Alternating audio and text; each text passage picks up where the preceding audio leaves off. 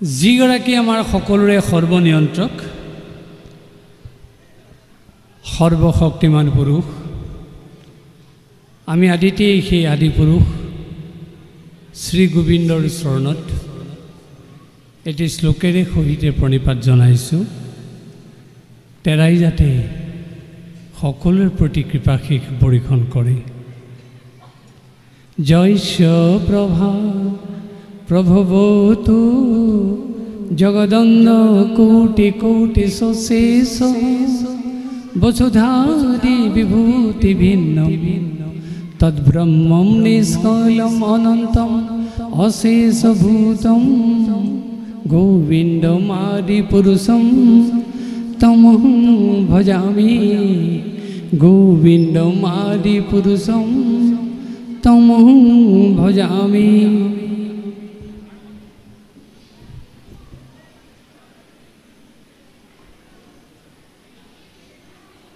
শিৱসাগৰ নগৰৰ তেনেই সমীপৱৰ্তী স্থান সুন্দৰপুৰ নগৰ এই সুন্দৰপুৰ নামঘৰত আজি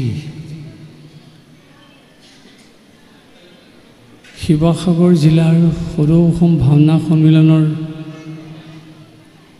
যি অধিৱেশন তথা অভিৱৰ্তন উপলক্ষে অনুষ্ঠিত কৰা অনুষ্ঠানত উপস্থিত হোৱা আমাৰ অতি শ্ৰদ্ধাৰ ভাওনাপ্ৰেমী দৰ্শক শ্ৰোতা ৰাইজ আমাৰ শ্ৰদ্ধাৰ শিৱসাগৰ জিলাৰ ভাওনা সন্মিলনৰ সভাপতি সম্পাদক প্ৰমুখ্যে কৰ্মকৰ্তাসকল আমাৰ শ্ৰদ্ধাৰ সুন্দৰপুৰ নামঘৰৰ লগত জড়িত হৈ থকা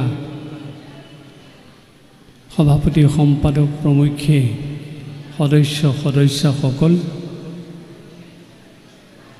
আজি ভাওনা পৰিৱেশন কৰিবলৈ অহা শ্ৰদ্ধাৰ শিল্পীসকল গায়ন বায়ন বৃন্দ আপোনালোক সদৌতিলৈকে জয় জয়তে আমাৰ ভক্তিভৰা শ্ৰদ্ধা আমি আগবঢ়াইছোঁ শিৱসাগৰ জিলাৰ অসম ভাওনা সন্মিলনৰ উদ্যোগত আৰু সুন্দৰপুৰ নামঘৰৰ ৰাইজৰ সহযোগত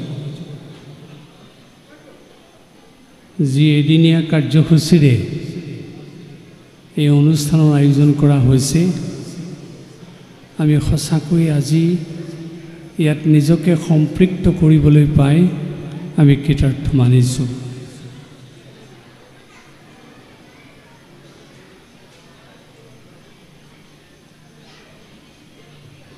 আমি সকলোৱে নিশ্চয় এই কথা জানো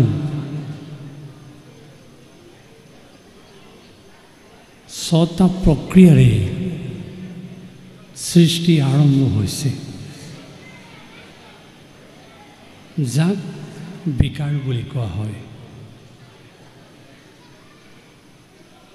তাৰ উদাহৰণটো আমি এজোপা বৃক্ষৰ যোগেদি সেই কথাখিনি প্ৰমাণ কৰি চাব পাৰোঁ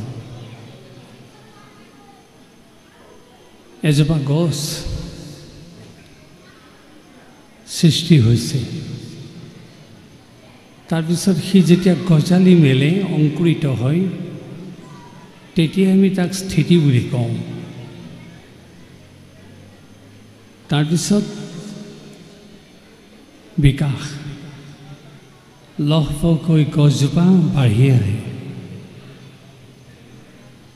তাৰপিছত পৰিণাম গছজোপাই হয় ফুল নহয় ফল প্ৰদান কৰে তাৰপিছত লাহেকৈ গছজোপা লেৰেলি যায় অৰ্থাৎ অৱক্ষয় আৰম্ভ হয় আৰু শেষত এদিন গছজোপাৰ পতন ঘটে এয়াই হৈছে সংসাৰৰ সৃষ্টি প্ৰক্ৰিয়া। মানুহেও এই 6টা বিকাৰৰ যোগেদিয়ে নিজৰ জীৱনৰ পৰিচয় দিয়ে। এদিন জন্ম, এদিন স্থান লাভ, আকৌ তাৰ পিছতেই জীৱনৰ বিকাশ, তাৰপিছত পৰিণাম, তাৰপিছত বৃদ্ধ বয়স অহাৰ লগে লগে লাহে লাহে পমি যোৱা যিটো অৱস্থা, অৱক্ষয়, আৰু এদিন মৃত্যু। এয়াই হৈছে সংসাৰৰ প্ৰক্ৰিয়া, আৰু এই প্ৰক্ৰিয়াৰেই পৃথিৱীৰ সকলো প্ৰাণীয়ে জীৱন অতিবাহিত কৰে, আৰু তাৰ ভিতৰত মানুহ অন্যতম। জন্ম, মৃত্যু, অৱক্ষয়, স্থিতি, এইকেইটাৰ কথা মানুহে স্পষ্টকৈ ক'ব নোৱাৰিলেও ইয়াৰ কথা মানুহে নিশ্চিতভাৱে গম নাপালেও কিন্তু বিকাশ আৰু পৰিণামৰ কথা মানুহে ভালকৈ গম পায়। অৰ্থাৎ নৈতিকভাৱে মানুহৰ বিকাশ হ'ব পাৰে, আধ্যাত্মিকভাৱে বিকাশ হ'ব পাৰে, সাংস্কৃতিকভাৱে বিকাশ হ'ব পাৰে, আৰু মানুহৰ যিটো পূৰ্ণ জীৱন, মানুহ আটাইতকৈ যে শ্ৰেষ্ঠ জীৱ, পৰিণামৰ যোগেদি সেই কথা প্ৰকাশ কৰিব পাৰে। পৰিণাম কি? আজিৰ ভাষাত ক'বলৈ গ'লে কোনোবা এজনে ভালকৈ উচ্চ শিক্ষা গ্ৰহণ কৰিছে, তেওঁ অভিযন্তা হ'ব পাৰে, তেওঁ ডাক্তৰ হ'ব পাৰে, তেওঁ বৈজ্ঞানিক হ'ব পাৰে, তেওঁ শিক্ষক হ'ব পাৰে, তেওঁ কাৰিকৰী শিল্পী হ'ব পাৰে। কিন্তু কেৱল তাকেই বিকাশ বুলি কোৱা নাই, পৰিণাম বুলি কোৱা নাই। তেওঁ যেতিয়া সঁচাকৈ নৈতিকভাৱে নিজৰ জীৱনটো শৃংখলিত কৰিব পাৰিব, আধ্যাত্মিকভাৱে চেতনযুক্ত হ'ব, আৰু মূল্যবোধ চৰিত্ৰৰ শিক্ষা থাকিব, সেই মানুহৰে থাকিব পূৰ্ণ বিকাশ, আৰু সেই মানুহেই পূৰ্ণ সংজ্ঞা লাভ কৰিব, আৰু সেই মানুহ শ্ৰেষ্ঠ জীৱ, এই কথা প্ৰতিপন্ন কৰিব পাৰিব। মানুহৰ এই বিকাশৰ কাৰণেই, মানুহৰ এই পৰিণামৰ কাৰণেই বিশেষকৈ অসমীয়া সমাজত মহাপুৰুষ শ্ৰীমন্ত শংকৰদেৱে আমাক দিলে ভাওনা। যি ভাওনাৰ যোগেদি মানুহে ব্যক্তিগতভাৱে আৰু সামাজিকভাৱে বিকাশ সম্ভৱ কৰি তুলিব পাৰে, আৰু তাৰ যোগেদি মানুহৰ যিটো পৰিণাম সেইটো প্ৰকাশ কৰিব পাৰে। সেয়ে ভাওনা আমাৰ সমাজ জীৱনৰ অবিচ্ছেদ্য অংগ। যি ভাওনাত আছে নৈতিকতাৰ শিক্ষা, যি ভাওনাত আছে আধ্যাত্মিকতাৰ শিক্ষা, যি ভাওনাত আছে সংঘবদ্ধ সামাজিক শিক্ষা, যি ভাওনাত আছে কলাত্মক সাংস্কৃতিক শিক্ষা, যাৰ যোগেদি মানুহৰ জীৱন পৰিশীলিত হ'ব পাৰে, মানুহ সুন্দৰ হ'ব পাৰে, মানুহৰ শ্ৰীবৃদ্ধি হ'ব পাৰে। বৰ্তমান সময়ত ভাওনা কিমান জনপ্ৰিয় অনুষ্ঠান, সেই কথা আপোনালোকক নতুনকৈ কোৱাৰ প্ৰয়োজন নাই। আজি অসমত এনে এটা নামঘৰ নাই, এনে এখন সত্ৰ নাই, এনে এখন গাঁও নাই, এনে এখন চহৰ নাই য'ত ভাওনা অনুষ্ঠিত হোৱা নাই। কিন্তু বৰ্তমান সময়ত ই অধিক জনপ্ৰিয় অনুষ্ঠানলৈ উন্নীত হৈছে যদিও তাৰ মাজতো পৰ্যালোচনা কৰাৰ, সেয়ে এই কথা মনত ৰাখিবৰ কাৰণেই, ইয়াৰ ত্ৰুটি বিচ্যুতিসমূহ পৰ্যালোচনা কৰিবৰ কাৰণেই, ইয়াক যুক্তিসন্মতভাৱে আৰু সময় সাপেক্ষ কৰিবৰ কাৰণেই সদৌ অসম ভাওনা সন্মিলনৰ জন্ম হৈছে। আৰু ইতিমধ্যে অসমৰ বিভিন্ন জিলাত ই গা কৰি উঠিছে, আৰু তাৰেই উদাহৰণ শিৱসাগৰ জিলাৰ ভাওনা সন্মিলন। তেখেতসকলে আপোনালোকক সন্মুখত লৈ এই নামঘৰত আজি দিনতীয়া কাৰ্যসূচী পালন কৰিছে। দিনত ইতিমধ্যে বহু কাৰ্যসূচী পালন কৰা হৈছে, আৰু এতিয়া সন্ধিয়া ভাওনা পৰিৱেশন হ'ব। আমি এই চেগতে সেই শিল্পী তথা কলা কুশলীসকলক ধন্যবাদ জনাইছোঁ আৰু তেখেতসকলে সদৌ অসম ভাওনা সন্মিলনক জীপাল কৰিবৰ কাৰণে তেখেতসকলে যি কাৰ্যসূচী গ্ৰহণ কৰিলে এয়া নিশ্চয় আমাৰ সমাজ জীৱনৰ বাবে এক দৃষ্টান্তমূলক আদৰ্শৰূপে পৰিগণিত হ'ব। তেখেতসকলৰ এনে ভাৱ আৰু আপোনালোক নামঘৰবাসীৰ এনে শ্ৰদ্ধা আৰু দৃঢ়ৰ পৰা দৃঢ়তৰ হওক, আপোনালোকৰ শিৰত ফুল চন্দন বৰ্ষিত হওক, তাকে আমি গোবিন্দৰ চৰণত প্ৰাৰ্থনা জনালোঁ। ভাওনাৰ আদি কথা আমি যদি আলোচনা কৰিবলৈ যাওঁ, সেই সত্যযুগৰ কাহিনীৰ কথা ক'বই লাগিব। যিদিনাখন দেৱদত্ত মানুহে ব্ৰহ্মাক খাটনি ধৰি কৈছিল, পিতামহ আপুনি আমাক এনে এটা কিৰণক অনুষ্ঠান দিব লাগে যিটো দৃশ্য শ্ৰব্য উভয়াত্মক ৰসগ্ৰাহী অনুষ্ঠান হ'ব পাৰে। সেই আকুতি শুনি ব্ৰহ্মাই লগে লগে তেওঁলোকৰ মনোবাঞ্ছা পূৰণৰ কাৰণে অভিনয়ৰ পাতনি মেলিলে। ব্ৰহ্মাই তেতিয়া নাট্যবেদ ৰচনা কৰিলে, অভিনয়ৰ সমল গোটালে। ঋগ্বেদৰ পৰা অভিনয়ৰ বিষয় কথা গ্ৰহণ কৰিলে, যজুৰ্বেদৰ পৰা অভিনয়ৰ কৌশল আহৰণ কৰিলে, সামবেদৰ পৰা সংগীত গ্ৰহণ কৰিলে আৰু অথৰ্ববেদৰ পৰা নৱৰস সৃষ্টি কৰিলে। ইয়াৰ যোগেদি অভিনয় পাতনি মেলা হ'ল। লগে লগে ব্ৰহ্মাই তেওঁৰ প্ৰিয় শিষ্য ভৰতমুনিক ক'লে, যদিও মই অভিনয়ৰ আৰ্হি প্ৰস্তুত কৰিছোঁ, ইয়াক তুমি সম্পূৰ্ণ মাত্ৰা প্ৰদান কৰিব লাগে। তেতিয়া ভৰতমুনিয়ে ব্ৰহ্মাৰ সেই কথা শুনি লগে লগে নাট্যশাস্ত্ৰ ৰচনা কৰিলে। মন কৰিবলগীয়া বিষয়, নাট্যবেদ আৰু নাট্যশাস্ত্ৰ দুখনি গ্ৰন্থ, একেখনেই নহয়। আৰু নাট্যশাস্ত্ৰ ৰচনা কৰাৰ লগে লগে ভৰতমুনিয়ে অভিনয়ৰ উপাদানসমূহ সংযোগ কৰিলে।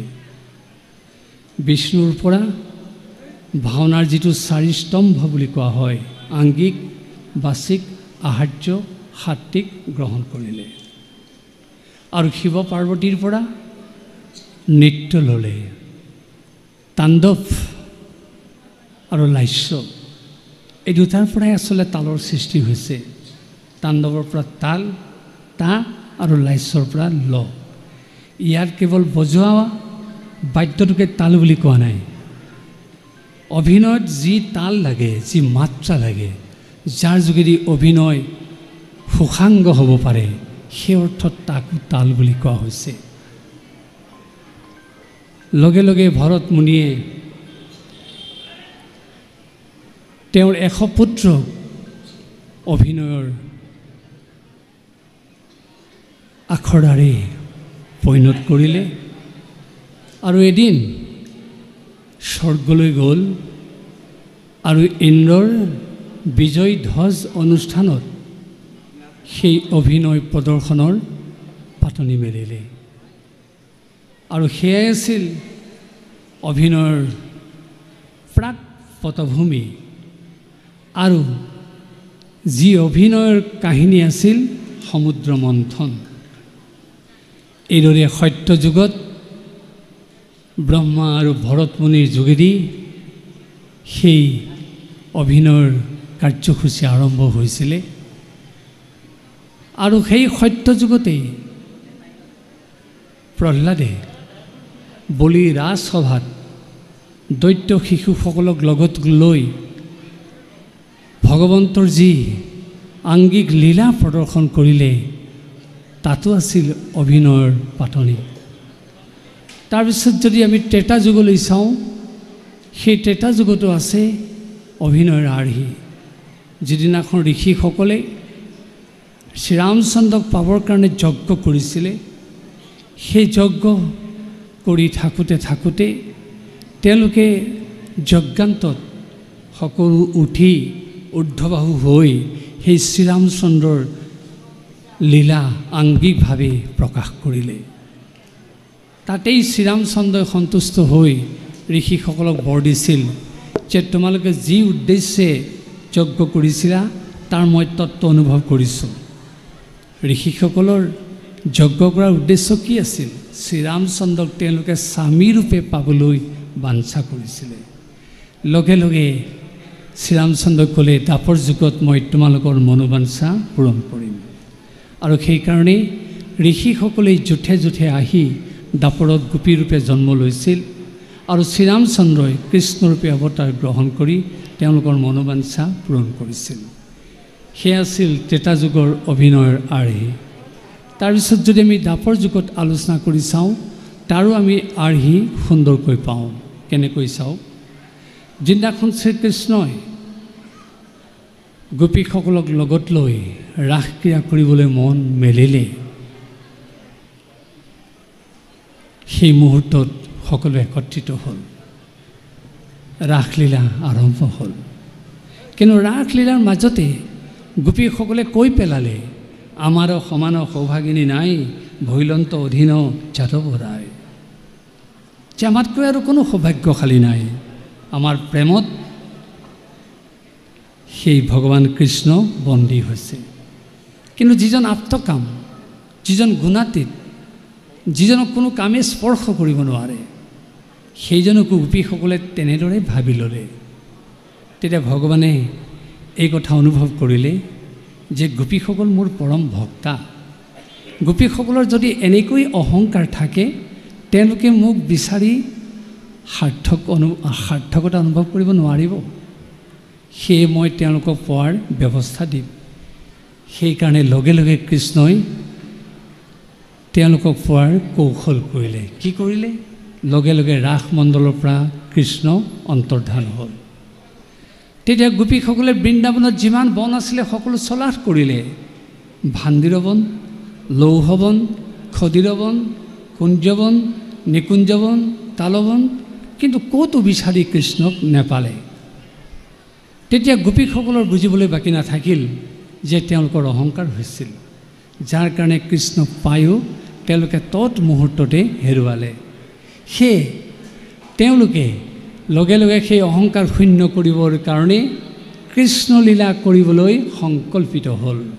কোনো গোপীয়ে অঘাসুৰৰ ভাও ল'লে, কোনো গোপীয়ে বকাসুৰৰ ভাও ল'লে, কোনো গোপীয়ে তৃণাৱৰ্তসুৰৰ ভাও ল'লে, কোনো গোপীয়ে প্ৰলম্ব অসুৰৰ ভাও ল'লে, কোনোৱে কালী দমন কৰি দেখুৱালে, কোনোৱে যশোদা কৃষ্ণ হৈ দেখুৱালে।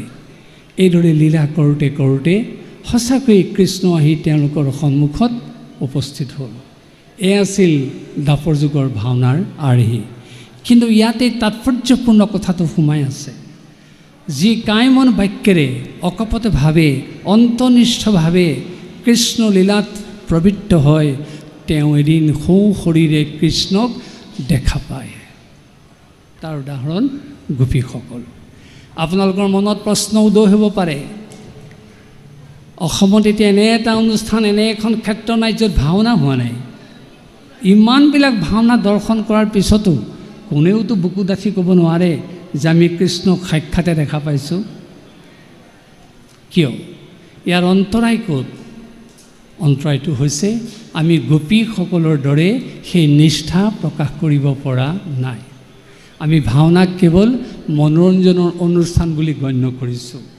ভাওনাক কেৱল সাময়িক অনুষ্ঠান এটা সম্পন্ন কৰাৰ অনুষ্ঠান বুলি ধৰি লৈছোঁ, আৰু যাৰ কাৰণে আমি কৃষ্ণৰ পৰা বিচ্ছিন্ন হৈছোঁ।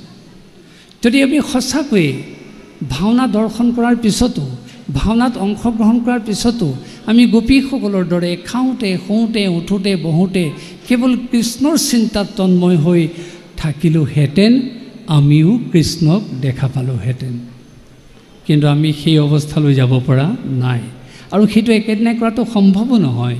তাৰ কাৰণে আমাক অভ্যাস লাগিব, আৰু সেই অভ্যাসৰ কাৰণেই গীতাত শ্ৰীকৃষ্ণই অৰ্জুনক এইদৰে শিক্ষা দিছে, যিটো শিক্ষা আমালৈ এৰি থৈ গৈছে। কি বুলি দিছিলে?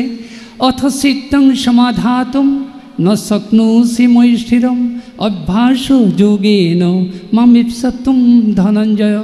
হে ধনঞ্জয়, তুমি মোটেই মনটো সংযোগ কৰি দিব লাগে, তোমাৰ বুদ্ধিও নিবিষ্ট কৰি দিব লাগে, কিন্তু একেদিনাই তুমি নোৱাৰা।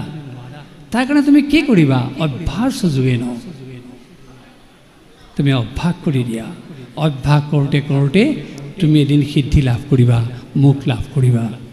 আমাৰ ভাওনা চাবলৈ অহা দৰ্শক, আমাৰ ভাওনা কথা শুনিবলৈ অহা শ্ৰোতা, আমাৰ ভাওনাত অংশগ্ৰহণ কৰিবলৈ অহা গায়ন বায়ন তথা শিল্পীবৃন্দৰ কাৰণে সেই এটাই বাৰ্তা, আমি ভাওনা কৰি তাতেই কেৱল ক্ষান্ত থাকিলে নহ'ব, এই অভ্যাসধৰ্মী ব্যৱস্থাৰে আমি কৃষ্ণময় হ'বলৈ যত্ন কৰিব লাগিব।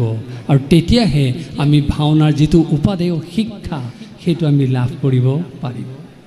তাৰপিছত যদি আমি কলিযুগলৈ যাওঁ, কলিযুগতো আমি সেই ভাওনাৰ আৰ্হি লাভ কৰোঁ। কেনেকৈ চাওক, যিদিনাখন পৰীক্ষিতে এটা ভুল কৰাৰ পিছত, অজ্ঞাতে এটা ভুল হোৱাৰ পিছত তেওঁ অনুশোচনাৰে দগ্ধ হৈ গংগাৰ পাৰত বহি পৰিলে, তেতিয়াই 7 দিন 7 ৰাতি শুকদেৱক সন্মুখত লৈ তেওঁ ভাগৱত কথা শুনিলে। আৰু ভুলৰ শুধৰণি স্বৰূপে পৰীক্ষিতে মুক্তি লাভ কৰিলে। আৰু তেতিয়া তাত থকা সমস্ত ঋষিয়ে ঊৰ্ধ্ববাহু হৈ সেই ভগৱন্তৰ আংগিক লীলা প্ৰদৰ্শন কৰিলে, যিটো কলিযুগৰ অভিনয়ৰ আৰম্ভণি বুলি ক'ব পাৰি। তাৰপিছত যদি আমি চাওঁ, মৰ্ত্যত এই ভাওনা সন্ধালনিকৈ কেনেকৈ প্ৰচাৰ হ'ল। ভাৰতৰ ইতিহাসত আমি যদি ভুমুকি মাৰোঁ, বিভিন্ন নাট্য অনুষ্ঠান পাম। ধৱ কীৰ্তন, কথাকলি, ভাৰত নাট্যম, বিভিন্ন নাট্যধৰ্মী অনুষ্ঠান আছে অসমত। মহাপুৰুষ শ্ৰীমন্ত শংকৰদেৱে আমাক যি নাট্যধৰ্মী অভিনয়ৰ যি অনুষ্ঠান দিলে, সেই হ'ল ভাওনা। কিন্তু অসমত প্ৰতিষ্ঠা কৰা ভাওনা কোনো নাট্য অনুষ্ঠানৰ লগত তুলনা নহয়। কাৰণ বাকী নাট্য অনুষ্ঠানত আধ্যাত্মিকতা আছে আৰু নিৰ্দিষ্ট শ্ৰেণীৰ মানুহক সুবিধা দিয়াৰ ব্যৱস্থা আছে। কিন্তু অসমৰ ভাওনাই কোনো বয়স, কোনো শ্ৰেণী, কোনো সম্প্ৰদায় ভাগ নকৰাকৈ সকলোকে একেলগে তাৰ বাৰ্তা দিব পৰাৰ ব্যৱস্থা কৰিছে। এই হ'ল সমন্বয় প্ৰদৰ্শন কৰা অসমৰ ভাওনা, যাৰ যোগেদি আমি সকলোৱে সামাজিকভাৱে একত্ৰিত হ'ব পাৰোঁ। ভাওনা বুলি কোৱাৰ লগে লগে এই কথা ক'বই লাগিব, যিজন অধৰ্মী তেওঁক ধাৰ্মিক কৰাৰ শিক্ষা দিয়া হৈছে ভাওনাৰ যোগেদি। যিজন কামাতুৰ তেওঁক কামৰ নিয়ন্ত্ৰণৰ শিক্ষা দিয়া হৈছে ভাওনাৰ যোগেদি। যিজন নিস্তেজ তেওঁক তেজ দিয়া হৈছে ভাওনাৰ যোগেদি। যিজন লোভী তেওঁক সংযমী হ'বলৈ শিক্ষা দিয়া হৈছে ভাওনাৰ যোগেদি। যিজন কেৱল একাত্মচিন্তাৰ অধিকাৰী, মই মোৰ ভাৱত আচ্ছন্ন, সেইজনক সামূহিক জ্ঞানৰ বাৰ্তা দিয়া হৈছে ভাওনাৰ যোগেদি। এইদৰে ভাওনাই আমাক সামূহিক কৰাৰ শিক্ষা প্ৰদান কৰিছে। আৰু এই ভাওনাৰ যোগেদি আমাক কেনেকৈ পৰিশীলিত ৰূপ দিছে, ভাওনাই কেনেকৈ আমাক আধ্যাত্মিক জ্ঞান দিছে, ভাওনাই আমাক কেনেকৈ নৈতিক চেতনা দিছে, ভাওনাৰ যিটো পৰিৱেশ তাতে আমি সহজে উপলব্ধি কৰিব পাৰোঁ। এই যে অগ্নিগড় আপোনালোকে স্থাপন কৰি থৈছে, ইয়াত 9 গছ বন্তি জ্বলিব অকণমান পিছতেই। এই 9 গছ বন্তি অৰ্থ কি? নৱধা ভক্তিৰ প্ৰতীক। অৰ্থাৎ কোনো ভাৱৰীয়াই ভাণ্ডাৰৰ পৰা পোছাক আনিলেই, মুখত ৰং সানিলেই তেওঁ সেই চৰিত্ৰৰ পৰিচয় দিব নোৱাৰে। তেওঁৰ হৃদয়ৰ মাজত আধ্যাত্মিক চেতনাৰ অংকুৰ থাকিবই লাগিব। আৰু সেই আধ্যাত্মিক চেতনাৰ অংকুৰ দিয়াৰ মূল মাধ্যমটোৱে হৈছে অগ্নিগড়। এই নৱধা ভক্তিৰে তেওঁক আধ্যাত্মিক চেতনা সঞ্চাৰ কৰি দিয়ে। আৰু সেইকাৰণে তেওঁ সাষ্টাংগে সেৱা কৰে। দুৰ্দান্ত চৰিত্ৰৰ ভাৱৰীয়া হ'লেও সেইখিনি সময়ত তেওঁৰ বুকুখন কঁপি উঠে। কিহৰ কাৰণে? এই আধ্যাত্মিক চেতনা থকাৰ বাবে। ঠিক সেইদৰে ভাওনাৰ সমস্ত পৰিৱেশৰ মাজত সোমাই আছে এফালে আধ্যাত্মিক চেতনা, আনফালে নৈতিক শিক্ষা, আনফালে সামাজিক চিন্তা। ভাওনাই আমাক কেনেকৈ পৰিশীলিত ৰূপ দিছে চাওক। এজন দুৰ্দান্ত চৰিত্ৰৰ ভাৱৰীয়া যদি প্ৰৱেশ কৰে, তেওঁ সেই খোলত, তেওঁ সেই তালত প্ৰৱেশ কৰিব সঁচা, কিন্তু তাৰ মাজতে সেই দুৰ্দান্ত চৰিত্ৰটোৰ ৰূপটোৰ মাজত গীতেৰে বোলেৰে তেওঁক নিয়ন্ত্ৰণ কৰা হৈছে। কেনেকৈ এজন দুৰ্দান্ত চৰিত্ৰ ভাওনাত প্ৰৱেশ কৰে, গীত তালৰ মাজেদি। আমি যদু দত্তক অকণমান আৰ্হি এটা গাই শুনাবলৈ আহ্বান জনাইছোঁ। আপোনালোকে গীতটো শুনিলে গম পাব যে চাবলৈ গ'লে দুৰ্দান্ত ভাৱৰীয়া, কিন্তু গীত তালৰ যোগেদি তেওঁ কেনেকৈ নিয়ন্ত্ৰিত ৰূপ গ্ৰহণ কৰিব পাৰে। কৃষ্ণ হৰি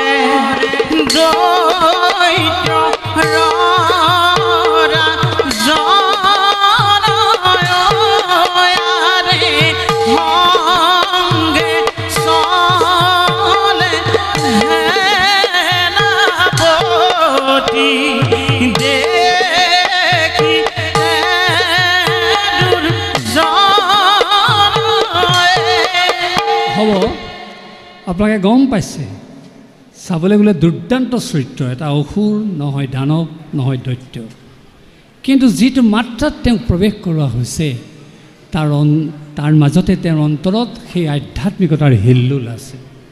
বচনত দুৰ্দান্ত চৰিত্ৰৰ কথা ক'ব পাৰে, কিন্তু অন্তৰৰ মাজত সেই ভাৱ সঞ্চাৰিত হৈছে। গীতটোৱে তাকেই কৈছে, তালটোৱে তাকেই কৈছে, আৰু তেওঁক প্ৰৱেশ কৰোৱা হৈছে হৰিধ্বনিৰ মাজত, অ' হৰি অ' ৰাম। কিন্তু বহুতে একেটাকে কয়, অ' হৰি অ' হৰি অ' ৰাম অ' ৰাম।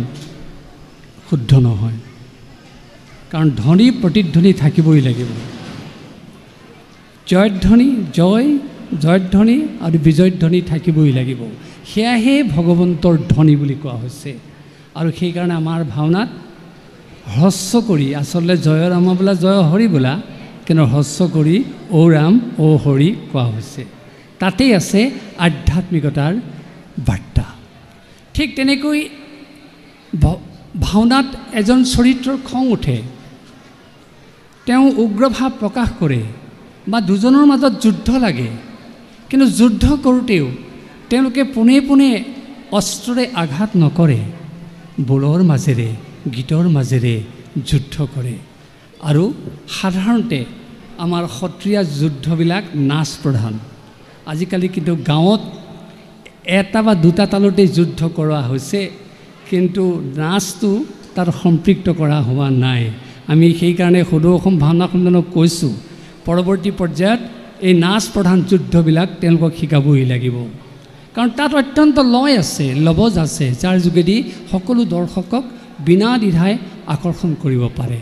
আৰু আজিকালি দেখা গৈছে প্ৰতিযোগিতাৰ ভাওনাত বা সমাৰোহৰ ভাওনাত এখন বা দুখন তালতেই সকলো যুদ্ধ কৰা হৈছে, কিন্তু নহয়। গদা যুদ্ধৰ তাল বেলেগ, ধনুযুদ্ধৰ তাল বেলেগ, শূল ত্ৰিশূল মুখলৰ তাল বেলেগ, বোল বেলেগ, অস্ত্ৰ তৰোৱালৰ তাল বোল বেলেগ।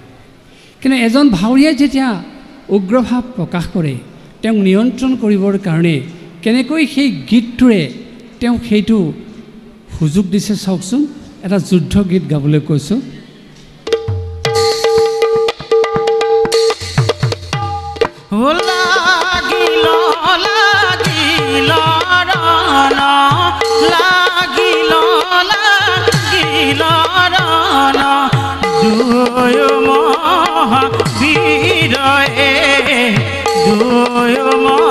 মহাবীৰ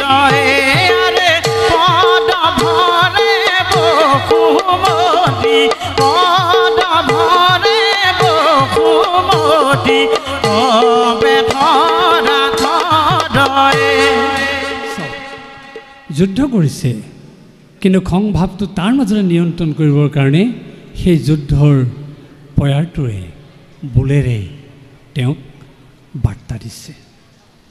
ঠিক সেইদৰে এইটো যিটো কথা সুলভ ভাওনাৰ এজন চৰিত্ৰ যেতিয়া এগৰাকী স্ত্ৰীক হৰণ কৰে, যিটো শৃংগাৰ ভাৱ পোনে পোনে অশ্লীল ভাৱেৰে অশ্লীল শব্দ কৈ অমাৰ্জিত শব্দৰে তেওঁক হৰণ কৰিবলৈ যোৱা নাই। তাত যিদৰে পৰিমাৰ্জিত ভাৱেৰে তেওঁক হৰণ কৰিবলৈ চেষ্টা কৰিছে, তাতেই সেই বেলোৱা ৰাগৰ ৰূপক তালৰ গীতটোৱে সেইটো কথাৰ বাৰ্তা দিছে। আৰু তাৰ লগে লগে স্ত্ৰীগৰাকীয়ে সাৰিবৰ কাৰণে ভূপালীৰ আগত সেই একেখন তালতে যিটো গীত জুৰিছে, তাতেই আছে শৃংগাৰসৰ নিয়ন্ত্ৰণৰ বাৰ্তা। এফাকে গাই দিয়ক।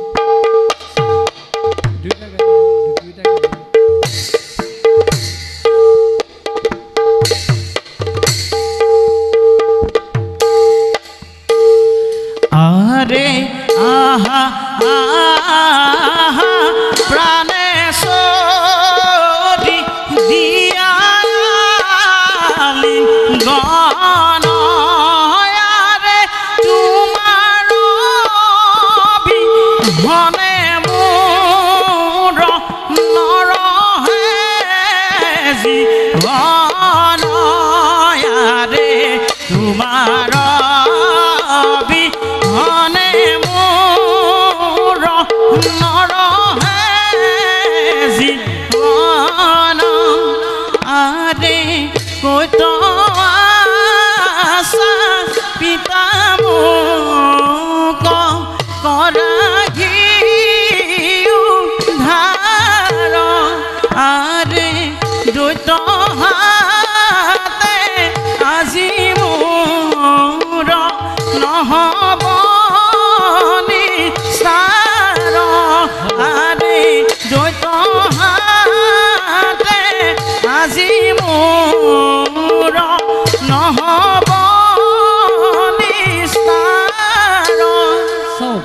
শৃংগাৰস কিন্তু তাক কেনেকৈ নিয়ন্ত্ৰিত ৰূপ দিয়া হৈছে এয়া সহজে অনুমেয়।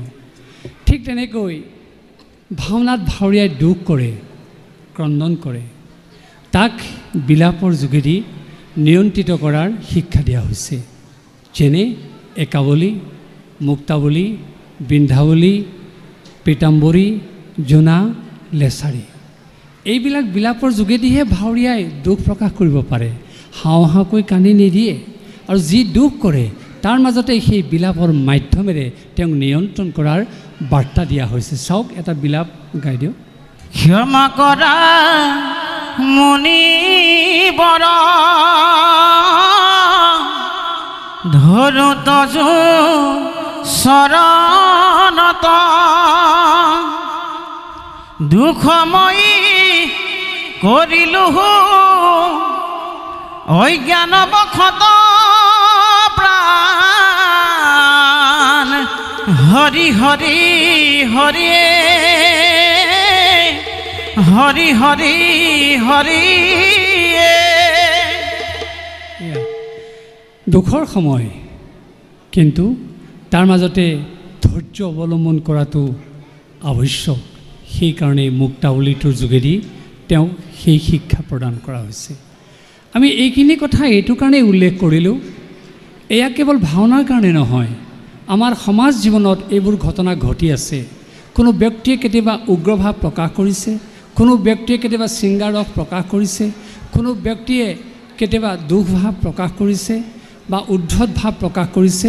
তাক নিয়ন্ত্ৰণ কৰিবৰ কাৰণে তেওঁলোকক শিক্ষা দিয়া হৈছে। সেই শিক্ষাটো কোনে দিছে? ভাওনাই দিছে। গতিকে আমি সঁচা অৰ্থত যদি ভাওনা দৰ্শন কৰোঁ, আমি সামাজিক জীৱনত আমি নিজকে নিজে নিয়ন্ত্ৰণ কৰাৰ অমূল্য শিক্ষা লাভ কৰিব পাৰিম। আৰু এই কাৰণেইতো ভাওনাৰ সৃষ্টি হৈছে। কেৱল এটা সকাম ভাঙিবৰ কাৰণে, পৰ্ব পাতিবৰ কাৰণে, এটা অনুষ্ঠান পাতিবৰ কাৰণে, কেৱল মনোৰঞ্জনৰ কাৰণে ভাওনা সৃষ্টি কৰা হোৱা নাই। আৰু এইদৰে ভাওনাৰ যোগেদি যি শিক্ষা দিয়া হৈছে তাৰ মাজত ভগৱন্তক প্ৰাৰ্থনা কৰাৰো শিক্ষা দিছে। আপোনালোকে জানে মন্দিৰত উদাত্ত স্বৰেৰে ভগৱন্তক প্ৰাৰ্থনা কৰিব শ্লোকেৰে, কিন্তু আমি ভাওনাত আমাৰ ভাৱৰীয়াই যেতিয়া প্ৰাৰ্থনা কৰিব, কেনেকৈ প্ৰাৰ্থনা কৰিব বা আমি কেনেকৈ প্ৰাৰ্থনা কৰা দেখিছোঁ চাওক।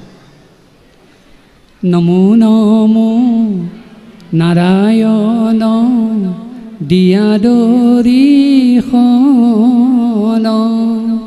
তোমাৰ চৰণে মই কৰোঁ বন্দন। চাওকচোন কিমান বিনীতভাৱেৰে প্ৰাৰ্থনা কৰিবলৈ কৈছে। কিন্তু মন্দিৰত আমি আকৌ কৈছোঁ, দেৱালত যেতিয়া উপাসনা কৰে উদাত্ত স্বৰে সেই শ্লোক গাব, কিন্তু ভাওনাত দৈত্য হওক, দানৱ হওক, ঋষি হওক, মুনি হওক, ৰজা হওক, বীৰ হওক, যি চৰিত্ৰৰে ভগৱন্তক তেওঁ প্ৰাৰ্থনা কৰিব বিনয় স্বৰেৰেহে প্ৰাৰ্থনা কৰিব। তাৰ মাজেদি সেই শিক্ষা দিয়া হৈছে। আমাৰ কিন্তু সত্ৰ অনুষ্ঠানত ভগৱন্তক প্ৰাৰ্থনা কৰাৰ সেই বিনয়ী স্বৰটো অলপ বেলেগ, যেনে নাথ হৰে দেহি মে শ্ৰী চৰণে শৰণং। আমাৰ ভীষ্ম সৰসজ্জা নাটকত ভীষ্মই কৃষ্ণৰ চৰণত যেতিয়া আশ্ৰয় বিচাৰিছিল তেতিয়াই সেই ভীষ্মই সেই স্তুতিৰে তেওঁক প্ৰাৰ্থনা কৰিছিল। অৰ্থাৎ য'ত বিনয়ী স্বৰ সোমাই আছে, সেয়ে আমি ক'ব খোজোঁ ভাওনা এনে অনুষ্ঠান আমাক নিয়ন্ত্ৰিত ৰূপ প্ৰদান কৰিব পাৰে, সামাজিক জীৱনৰ সমস্ত শিক্ষা প্ৰদান কৰিব পাৰে। আৰু এই ভাওনাত আৰ্থিক সচ্ছলতাৰ কথা সোমাই আছে, এই ভাওনাত সম্প্ৰীতিৰ কথা সোমাই আছে, এই ভাওনাত মহা সমন্বয়ৰ বাৰ্তা সোমাই আছে। কাৰণ যি ভাওনাত পণ্ডিত বহি থাকিব পাৰে, দ্বিজ বহি থাকিব পাৰে, নিৰক্ষৰ সাক্ষৰ বহি থাকিব পাৰে, সকলোৱে একেলগে যেতিয়া সুদীৰ্ঘ সময় ধৰি ভাওনাখন উপভোগ কৰে, তাতেই থাকে সমন্বয়ৰ বাৰ্তা। আৰু সেই ভাওনাই নিৰক্ষৰজনক কেনেকৈ সাক্ষৰ প্ৰদান কৰিছে চাওক। সৌখিদিনাখনলৈকে আমাৰ সত্ৰত তেনে বৈষ্ণৱ আছিলে। এজন বৈষ্ণৱে আখৰ চিনি নাপায়, কিন্তু 200 বচন তেওঁ সুন্দৰকৈ মুখস্থ কৰিব পাৰে, যিটো আপোনালোকে বচনৰ কোট বুলি কয়, আমি তাৰ কথা বুলি কওঁ, বচন বুলি কওঁ। কিয় এইটো সম্ভৱ হ'ল? তেওঁ স্কুললৈ যোৱা নাই, তেওঁ ক খ ম ম পঢ়া নাই, কিন্তু ভাওনাৰ বচন দিয়াৰ লগে লগে ইমান দীঘল বচন তেওঁ গাব পাৰে। শ্ৰদ্ধা, ভাওনাৰ প্ৰতি থকা অনুধাৱন প্ৰক্ৰিয়া আৰু ভাওনা কি বস্তু তাক তেওঁ সুন্দৰকৈ উপলব্ধি কৰিছে, আৰু সেইকাৰণে তেওঁ ইমান দীঘলীয়া বচন মুখস্থ কৰিব পাৰে। আৰু এই ভাওনাই প্ৰকৃতাৰ্থত এসময়ত আমাৰ নিৰক্ষৰজনক শিক্ষা দিছিল। কাৰণ ভাওনাত অৱতীৰ্ণ হোৱাৰ লগে লগে তেওঁ সলসলীয়াকৈ নাম গাব পাৰে, পদ গাব পাৰে, ভতিমা গাব পাৰে, তোতৈ গাব পাৰে, চপৈ গাব পাৰে, স্তোত্ৰ গাব পাৰে, সকলো গীত মাত গাব পাৰে। সেয়ে ভাওনা আমাৰ শিক্ষাৰ মূল আলয়। আজি আমি আধুনিক পৰিৱেশত ডাঙৰ দীঘল হৈছোঁ, ইয়াৰ আমি পৰিৱৰ্তিত ৰূপ গ্ৰহণ কৰিমেই, কিন্তু মূল ঐতিহ্য আৰু পৰম্পৰাক অক্ষুণ্ণ ৰাখি আমি যদি পৰিৱৰ্তিত ৰূপ গ্ৰহণ কৰোঁ, সেই ভাওনাই আমাক যুগে যুগে সহায় কৰিব। আৰু আপোনালোকক বেছি কথা কৈ ব্যতিব্যস্ত নকৰোঁ, আপোনালোকে ভাওনা চাবৰ কাৰণে অধিক হেঁপাহেৰে বাট চাই আছে। শেষত আমি সেই ভাওনাৰ অমৃতময় শ্লোকটিৰে আমাৰ কথাখিনি আমি সামৰিবলৈ লৈছোঁ। যেষাং শ্ৰীমজ্জসূদা সুতপদ কমলে নাস্তি ভক্তি নৰানাম, যেষাং আবিৰ কন্যা প্ৰিয় গুণ কথনে নানুৰক্তা ৰসজ্ঞা, যেষাং শ্ৰীকৃষ্ণ লীলা ললিতা নিষাদৰ নৈব কৰ্ণ, ধিগতাং ধিগতাং ধিগেতাং কথয়তি নিয়তং কীৰ্তনস্তুমৃদংগ। অৰ্থাৎ যিসকলে যশোদাৰ পুত্ৰৰ চৰণ কমলত ভক্তি নাৰাখে, যিসকলে আভিৰ কন্যা অৰ্থাৎ গোপীসকলৰ কথাত মনোযোগ নিদিয়ে, যিসকলে শ্ৰীকৃষ্ণৰ লীলা কথা সাদৰেৰে শ্ৰৱণ নকৰে, তেওঁলোকৰ জীৱনটোক ধিক্কাৰ দিয়া হৈছে। কোনে দিছে? খোলে মৃদংগৰ বোলেৰে ধিক্কাৰ দিয়া হৈছে। সেইকাৰণে কোৱা হৈছে কৃষ্ণ ভক্তিহীন জীৱন এডাল জগা কাঠৰ দৰে। আমি কোনেও জগা কাঠ হ'বলৈ নিবিচাৰোঁ।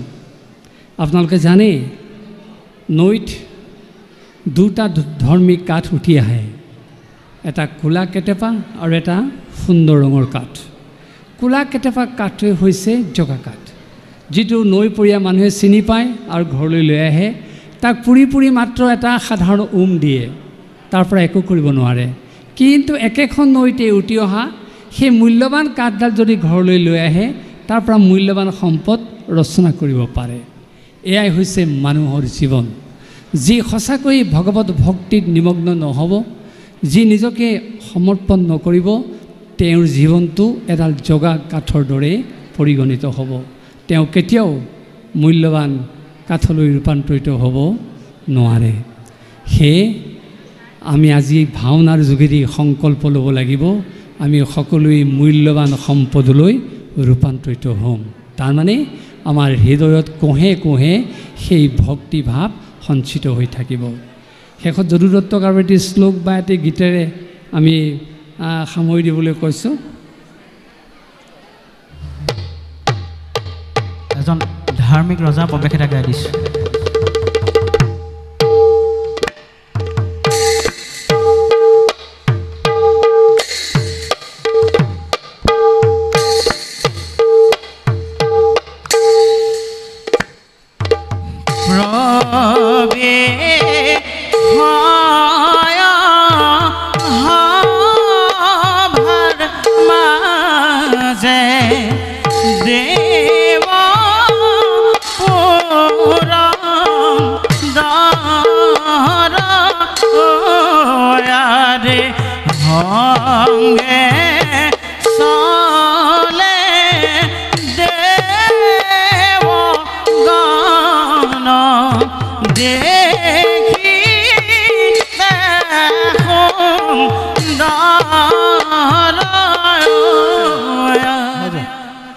আমি আশা কৰিছোঁ আপোনালোকৰ এই সুন্দৰপুৰ নামঘৰত আজি শিৱসাগৰ জিলাৰ সৰু অসম ভাওনা সন্মিলনে যি দিনতীয়া কাৰ্যসূচী গ্ৰহণ কৰিলে আৰু ভাওনা প্ৰদৰ্শনৰ ব্যৱস্থা কৰিছে, এয়া গতানুগতিক অনুষ্ঠান নহয়।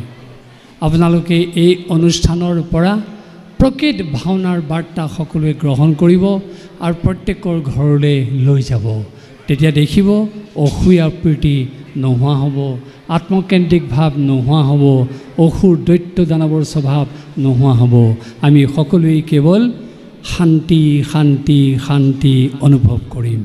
এনে আশাৰে এনে বাঞ্ছাৰে আপোনালোক সকলোলৈকে পুনৰবাৰ শ্ৰদ্ধা আগবঢ়াই আমাৰ এইখিনি কথাৰেই আজি এই দুখনকৈ ভাওনা প্ৰদৰ্শন কৰিব লগা অনুষ্ঠানটি আনুষ্ঠানিকভাৱে শুভ উদ্বোধন কৰা হৈছে বুলি আমি ঘোষণা কৰিছোঁ। সৰ্বে ভৱন্তু সুখিনঃ, সৰ্বে সন্তু নিৰাময়া, সৰ্বে ভদ্ৰাণি পশ্যন্তু, মা কশ্চিৎ দুঃখভাগ ভৱেৎ। নমস্কাৰ।